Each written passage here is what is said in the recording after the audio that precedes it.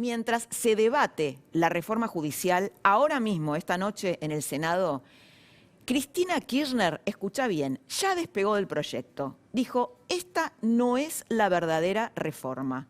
Lo dijo esta semana en un hilo de Twitter, viste que para la gente que tal vez no está familiarizada con las redes, en Twitter puedes abrir un hilo, y ella explicó que esta no es la verdadera reforma. Hoy hubo, durante la sesión, una chicana, un cruce muy picante entre Cristina Kirchner y Esteban Bullrich. Mirá. Bullrich. ¿Dónde está Bullrich?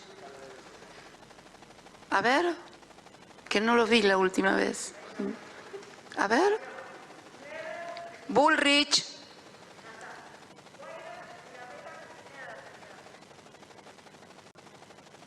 Bullrich. ¿Dónde está?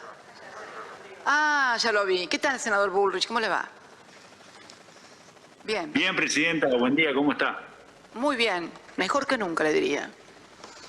Bueno, me alegro. Yo también. Argentina no tanto.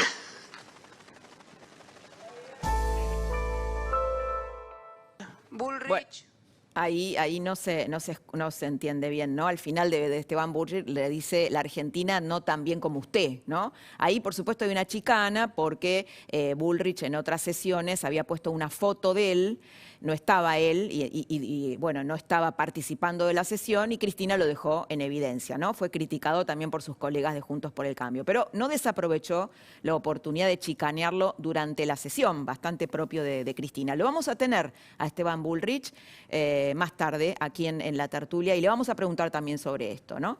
Entonces, bueno, parece una broma, te decía, o una locura, ¿no? Que ella ahora se quiera despegar. Pero en realidad la frase esta puede leerse como un golpe contra Fernández para limar su autoridad. Esta idea que te cuento te la vamos a explicar bien a lo largo del programa y a lo largo de la tertulia. Se trata del golpe en ciernes de la guerra civil que vaticinó Duhalde esta semana, que estuvo por todos los canales hablando de esto, ¿no? Que él veía una situación similar al 2001, un golpe que no se sabe bien cómo sería. Bueno, increíblemente Lilita Carrió encontró una aliada en esta idea, está de acuerdo con Duhalde, no exactamente en la interpretación que le da Duhalde, después le vamos a hablar con Jaime esto, pero por eso volvió al centro de la escena política. ¿Qué piensa Lilita? Que sabés que lo está apoyando a Horacio Larreta, está en una sintonía de moderación. Bueno, Lilita cree que Cristina busca condicionar a Alberto Fernández y que estas luchas palaciegas podrían afectar la gobernabilidad. Esto se lo vamos a preguntar al propio Osona porque Lilita se remite a las luchas de la monarquía, ¿no? O sea, el golpe estaría adentro, gestándose adentro de la estructura del poder. Pasando en limpio, ¿no? La oposición, piensa Lilita, no puede empujar a la Argentina al borde del abismo. Hay que recrear puentes de diálogo institucional con el presidente, acotando la capacidad de daño de Cristina. Esto es un poco lo que anida en la cabeza de Lilita Carrió. La reforma judicial, independientemente, ¿no?, de que Cristina quiera luego aprovecharse para buscar su propia impunidad, fue el proyecto estrella de Alberto Fernández, el que anunció, ¿te acordás?, con bombos y platillos en su primer discurso ante la Asamblea Legislativa. ¿Por qué Cristina le da este golpe a Alberto justo ahora que se debate en el Congreso? ¿Por qué dice, no, esta no es la reforma, ¿no? Esta no es la reforma verdadera. Te voy a dar una respuesta posible. La reforma inicial, judicial, digamos, nació muerta. Muy probablemente no consiga los 3 o 4 votos que le faltan en diputados. Ojo acá, porque acá hay un tapado y hay una tramoya que podría suceder.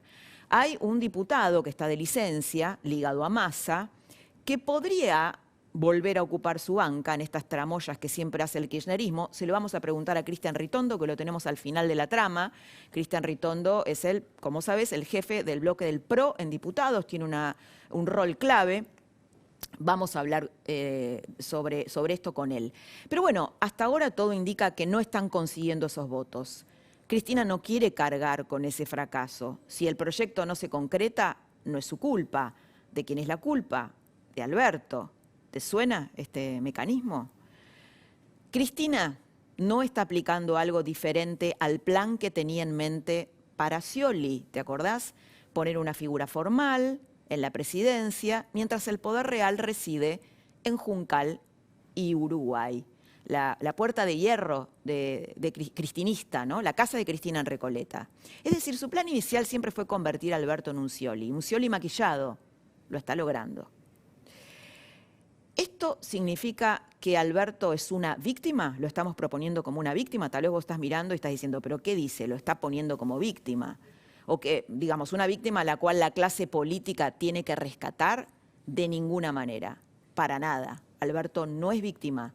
Él aceptó ese juego y en el mejor de los casos, él es funcional a ella. Yo creo que en este caso, mira, la psicología seguramente tiene mucho más para aportar y para explicar sobre este vínculo tóxico de Cristina y Alberto que la ciencia política, que los politólogos. Y te digo tóxico porque él realmente es el que se daña, ¿no? Él está bajando sistemáticamente, sigue teniendo una buena imagen positiva, pero sigue bajando a través de los meses. Y lo que es más grave, más que lo que le pase al presidente, es lo que nos pasa a nosotros. Daña al país y a todos nosotros. A tal punto, no es víctima, sino responsable, que te quiero mostrar una noticia que pasó muy rápido esta semana, pero que es muy importante, es necesario que la conozcas. En febrero, la Oficina de Anticorrupción le pidió al presidente una declaración jurada de intereses que fue promovida en realidad por los diputados de la coalición cívica para que informen quiénes habían sido sus clientes privados en su estudio jurídico, 3 años antes de ser presidente, para ver si había conflictos de intereses. Esto lo había hecho, por ejemplo, el kirchnerismo con Aranguren, ¿te acordás? Que había dicho, bueno, a ver, este señor había estado en el ámbito privado, ¿qué conflictos de intereses tiene ahora que es ministro de Energía? Bien, Alberto, y Aranguren lo tuvo que informar, Alberto Fernández se negó a revelar quiénes fueron estos clientes. Es decir, tal como hace su jefa y mentora, él está por encima de la ley. Se pone por encima de la ley. ¿Por qué se niega a revelarlos? Evidentemente tiene algo para ocultar. Alberto Fernández tiene un estudio jurídico junto con su socia, todavía lo tiene, Marcela Lozardo, la actual ministra de Justicia, su socia histórica, en el que antes de asumir la presidencia asesoraba a un cliente muy ligado a Cristina Kirchner. ¿Adivinas quién es? Es el señor Cristóbal López. Alberto fue consultor del grupo Indalo, el grupo de Cristóbal López. Él mismo lo admitió en entrevistas públicas, al margen de que entre el 2017 y 2019 vos era frecuente, digamos, verlo defendiendo a su cliente en un canal de cable propiedad de su propio cliente. Porque con la plata de los impuestos que Cristóbal López se ahorró, defraudando al Estado argentino, compró un canal de cable que siempre fue utilizado, y esto es lo más triste, para perseguir a opositores y para escrachar a periodistas críticos. Parece el argumento, esto que te estoy contando, de una película mala de Netflix, pero es la triste trama de la Argentina. Ahora bien, su ex cliente, durante su presidencia, acaba de ser beneficiado con una moratoria que lo salvó de la quiebra. Hay que recalcar que esta moratoria, la ley Cristóbal, también fue votada por la oposición. Esto es interesante rescatarlo, ¿no? Porque esto es uno de los dramas que tiene la Argentina. Vos votás oposición, la gente vota opositores, que después se transforman en oficialistas traicionando el voto. Alberto había dado esta respuesta, que no iba a informar de sus clientes, en marzo. Pero el kirchnerista que conduce la OA, la Oficina Anticorrupción, Félix Kraus, no la hizo pública. Tuvo que haber un nuevo pedido de la coalición cívica obligándole a Kraus a dar a conocer la respuesta del presidente, de la que también surgió otra perlita. Menor, pero no tan menor.